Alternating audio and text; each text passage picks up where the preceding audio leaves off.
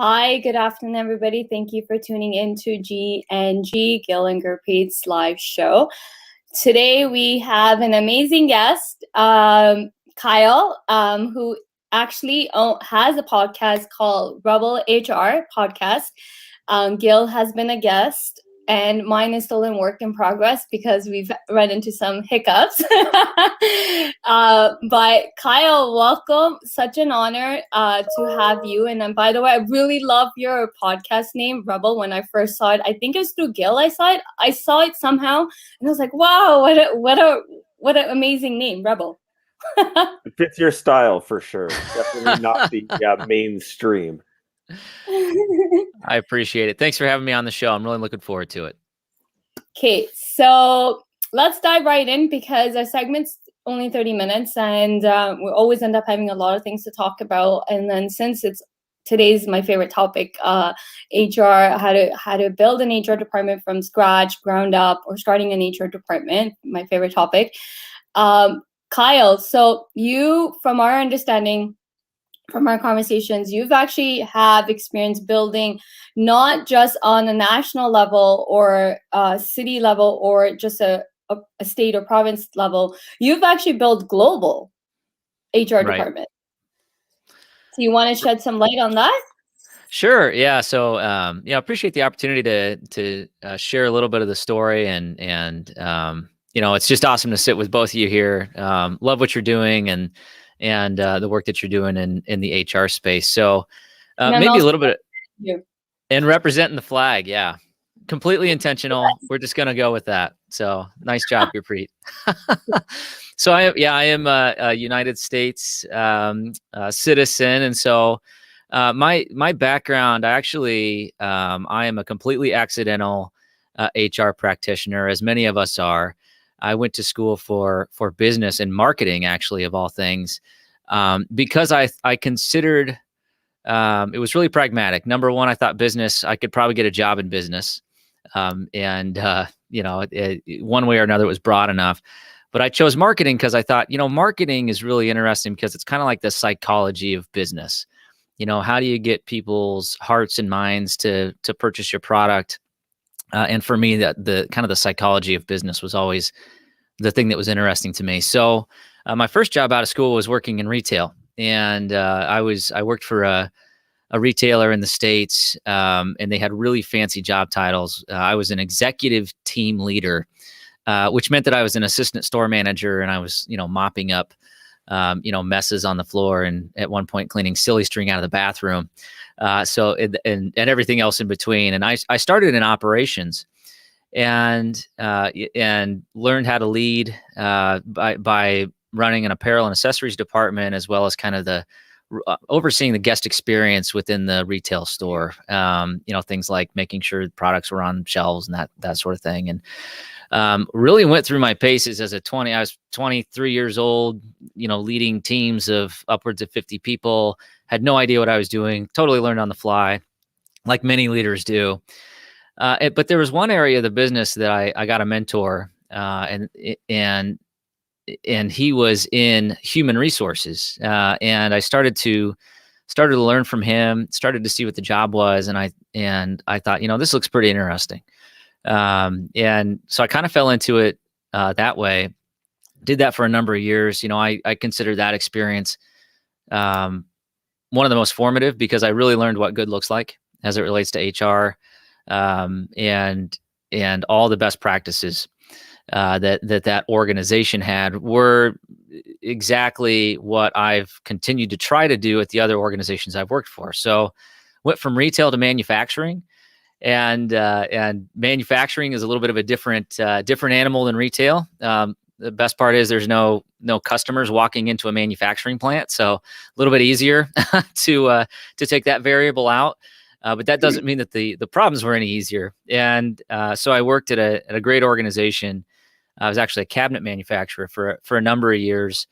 Oversaw safety, human resources, and all aspects of really people management.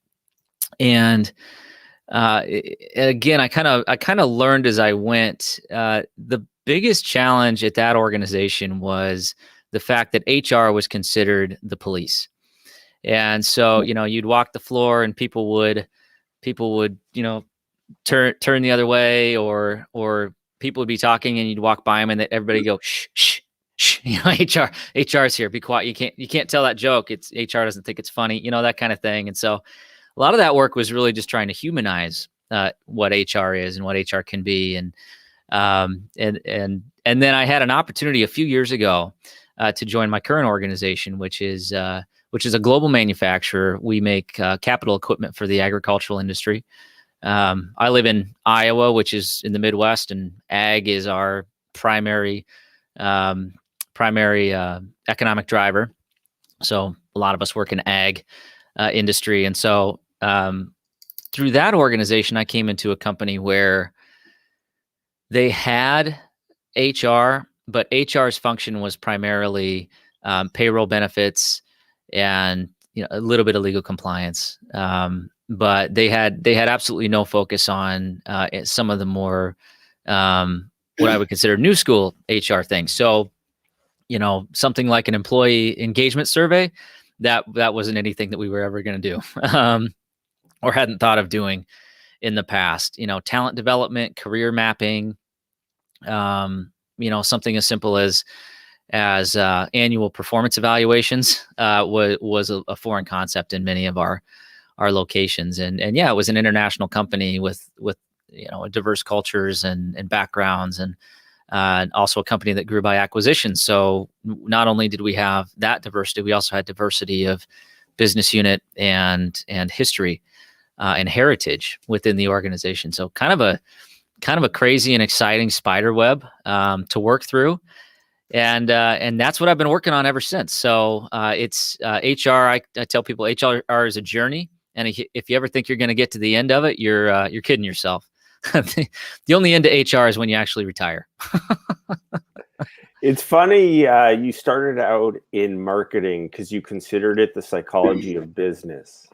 When in my business experience in my business school, the first day of my organizational behavior class, one of the finance students who didn't give any respect or credibility to OB decided to put the professor on the spot and said, "Can you describe your class in 3 words?" He didn't do this for any of the other profs, but he did it for the OB prof, at which point the prof looked at him and straight in the eye, didn't even miss a beat, and said, "Psychology of work." Mm-hmm. And it's funny that, so for me, that was actually a foundational experience for me of why I went down that path in business school, because I had just come out of a psychology undergraduate degree. And so from my perspective, the psychology of work was around the OB side, but then you're looking at the psychology around the marketing side, which I've read some interesting books around. So it's kind of cool to see the different paths toward the same ends. And I would say a lot of my favorite HR people, not all of them, but a lot of my favorite HR people did not start out in HR, did not ever intend to be in HR. My friend Gurpreet does not have an HR degree from her undergrad. That was not what she set out to do. But it's about having the caring and the passion and the excitement to want to do something around the people in the business. It's actually interesting how many HR don't have the traditional background. And from my perspective, I feel like those individuals are the ones who are making the most impact on the whole change that's coming, that we're seeing now in the lights of HR. I feel like the driving force behind it are those people who don't come from traditional HR backgrounds, because you came from a business degree. I have a business degree, BCom, but in IT management, how to manage IT in the business world. But interesting enough, you have marketing. And one of the things from my career perspective, like when I worked in the corporate settings, found that the one thing you highlighted were people were hiding from HR. Policing, yep. which is true. Like it does happen when companies don't have those HR individuals that are policing. And one of the things I always found that I was doing was rebranding and marketing the HR image. So when you were saying you have marketing background, I'm like, that is I think one of the biggest assets to have in the HR department, because in the end of the day, if you want your employees to see you not as a police, you're going to have to market yourself. like Right. that, right? So did you when you were building these HR departments globally for your organization, did you find that to be an asset, your marketing knowledge? Absolutely. And I would say, as it relates to an HR department, a lot of my locations are really small, so I can't expect that we're going to invest in a full-time employee or even a part-time employee in some of our locations when there's 30, 40, 50 employees total at an individual location. And we have 26 locations in 11 countries, and some of those are very small. And so my, quote, HR department actually becomes the leaders at that location that have HR as an aspect within one of their jobs, but they share other job functions. And so, to your question on marketing, I look at marketing and business and leadership in general. It's just all about influencing, right? And in order to influence, you need to be able to, articulate the vision. You need to be able to explain why you're doing something.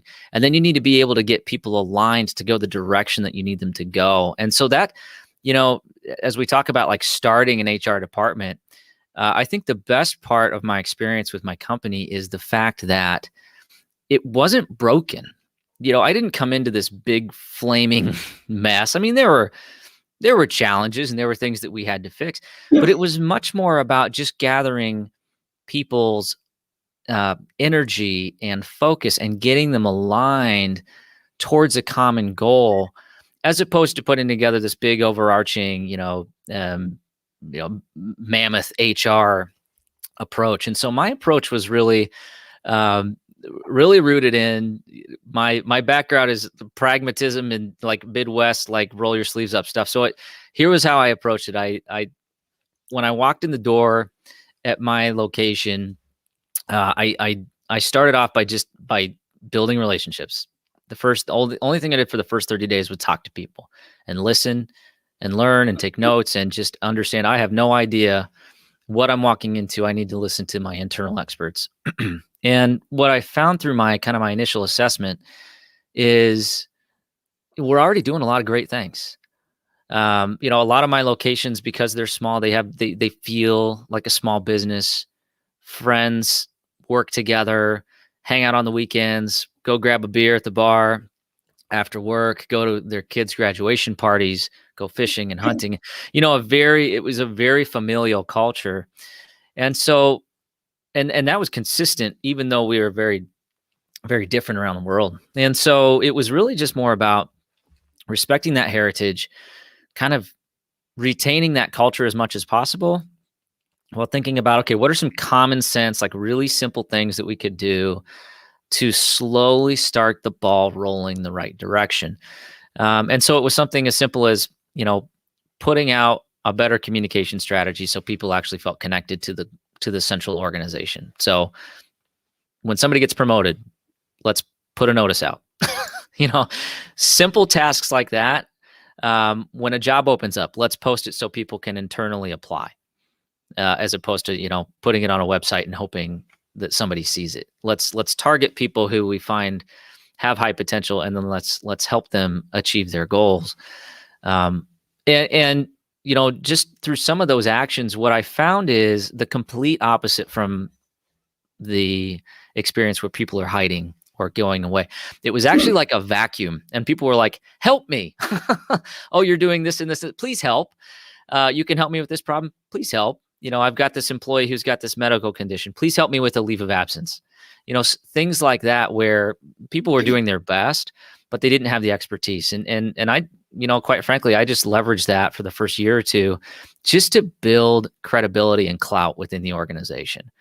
And then once we got to a point where, and I truly considered, honestly, I did consider it kind of like a marketing strategy, right? It's like, how do I win others over?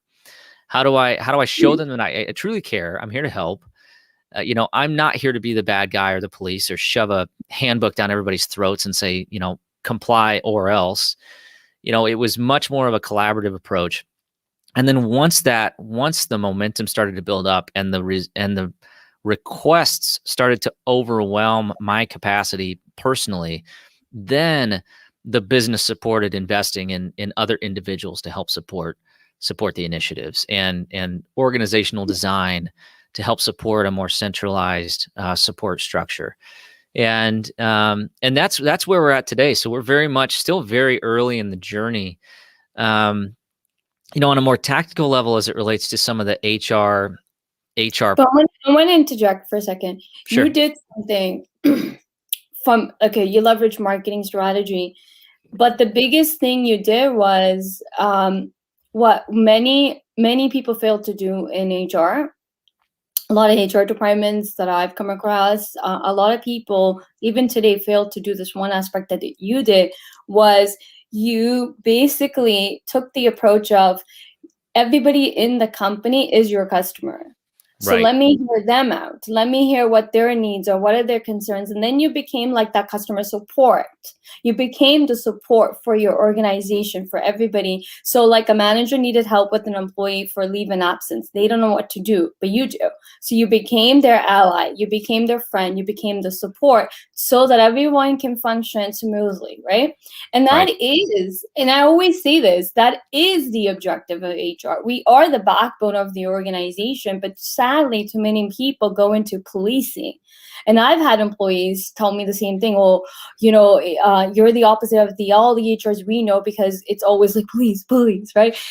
Wearing proper clothes. I can't say this word because HR is here, right?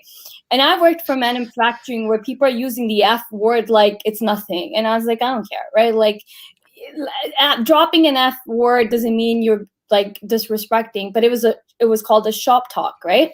So when I walked in, I'm like, I don't care. Like, I don't care if you're dropping the F word. Like, if it's shop talk, it's shop talk. When we're supposed to go in and now change the culture of the shop talk, right?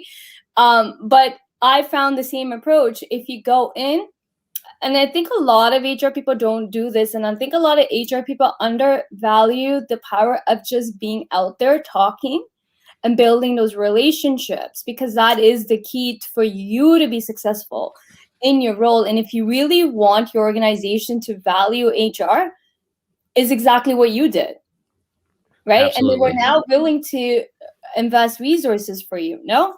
Well, absolutely. But I just want to interject here and I say that's probably why Rebel HR is so powerful, because the traditional HR was done at people. They make decisions. They decide what the best way of doing things. They make the decision of, this is how I want to implement my HR program. This is how I'm going to create my policies, et cetera, which is different than what Kyle did, and which is the exact same thing I did when I joined my previous organization, which was walk in and ask questions.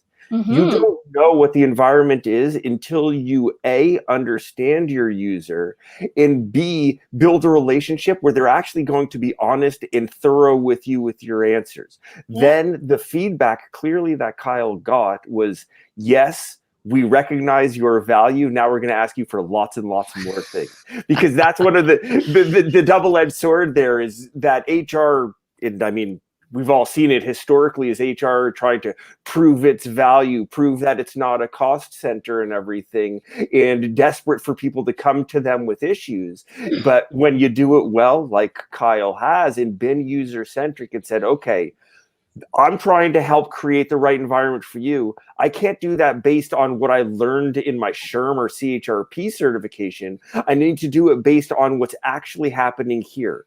Like you're saying, or what the culture actually is. So it's a shop talk culture.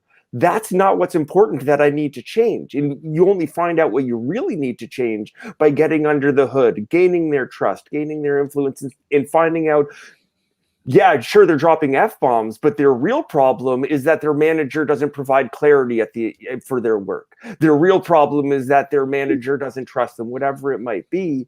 Whereas the traditional HR person might have been stuck on not knowing that, or thinking, oh, well, we shouldn't be swearing. This is a professional environment. Actually, you're going in and doing it differently and creating an HR department. And that's why I'm really glad, and I'm enjoying this conversation, kind of listening and learning, that it's the two of you providing this, that it's not the traditional, okay, well, the first thing you need to do is you need to set up your policy manual and you need to make sure that this is all in line and compliance. It's like, no, that's not what's really important about building an HR department. What's important about building building an HR department or people function, however you want to call it, is exactly what the two of you are describing here. But traditional HR never leaves the office. People don't see them. People only see them when they're going and yelling at somebody. And that was the other thing I came to know from other people was like, well, we see you all the time. So then obviously if people are seeing you on the floor talking to them, like I've worked in so many different industry, including manufacturing, a dirty manufacturing. When I say dirty, I mean like companies to build trucks. So the environment in that shop was dirty. So I can't wear this. I wouldn't be I was wearing jeans and, safety shoes, hat on, everything, right? To go into the plant. Like when I was not in the plant, it's a different story. But because I was going to go in the plant, like you name it, I was in the plant.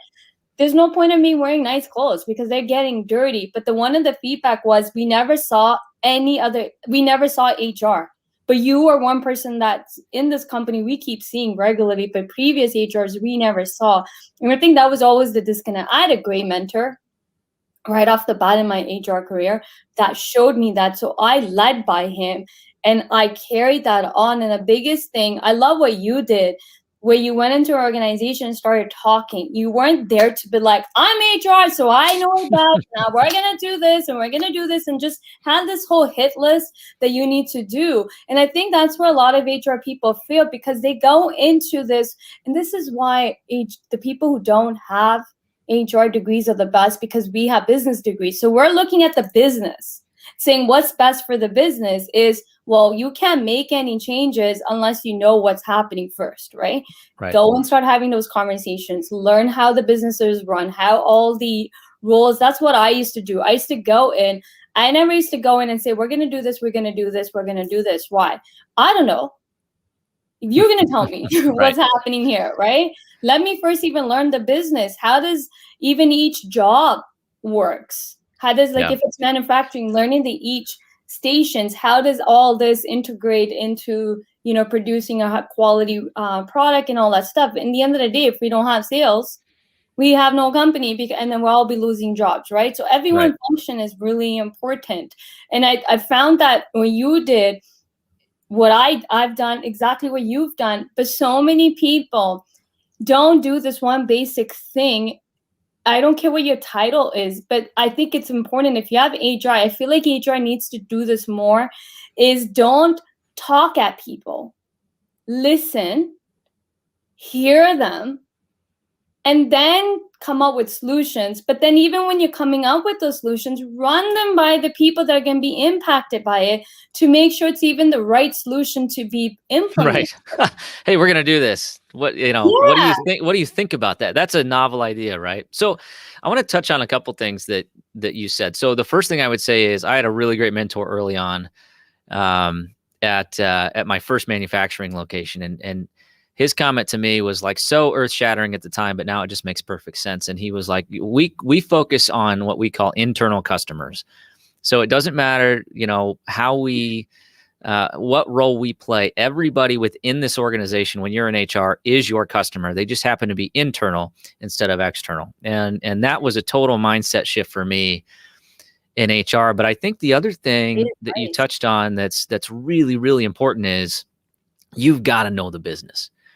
And there's been all this talk, and and a lot of HR people talk about, the seat at the table, the proverbial seat at the table, and being part of the decision making. Oh, please don't get her started. Yeah, I know. Here we go. Do not get her started on that topic. And I'm pretty sure Kyle has probably the same experience as me. We never asked for the seat for the table. No, I don't ask for things. Invited. I just do it. Right? We got invited. Yeah, we got invited because we understood the business. And exactly. I think the other critical part of human resources that a lot of professionals can miss, and I think this is really, really critical for HR, is you have to be able as well to speak truth to power and articulate some of the things that need to be said to the senior leadership team that nobody else is comfortable saying. And that means if somebody tells you, hey, this is really beeping bad and this sucks and I hate this and this is why, but they're not going to go walk into the CEO's office and tell that. Well, guess what? I'm going to articulate that to my CEO, in a way that's appropriate, and while protecting that person's anonymity. That's a hard word, but you know what I mean.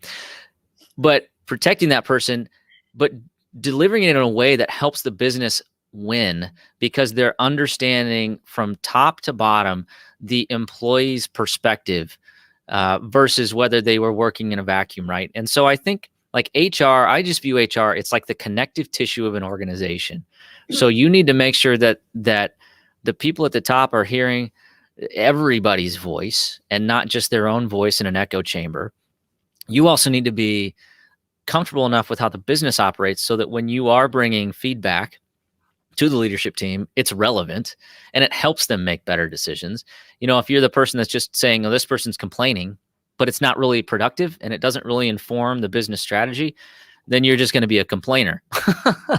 But if they're complaining about something that is going to matter as it relates to decision making, now you are going to have a seat at the table because you have critical information. You have a context to provide that will help your organization win.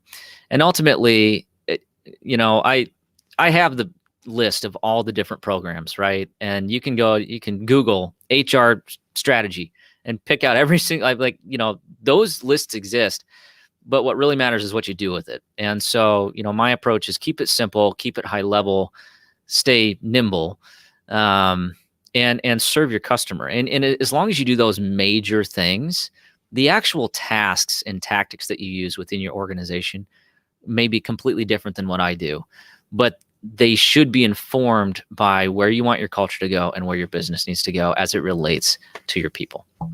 That is awesome. I love that point that you had, because best practices is something that has driven me crazy for years.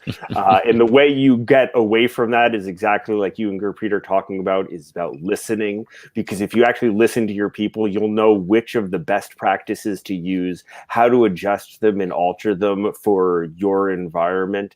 We're just coming up on time soon. But before we go, I wanted to ask you one question, because obviously nobody's perfect, and in every journey there is learnings and mistakes. And what's something that you've learned in your journey in terms of building this global HR department? Something that, it wasn't world breaking, but if you had known it at the start of the journey, you might have done some things better.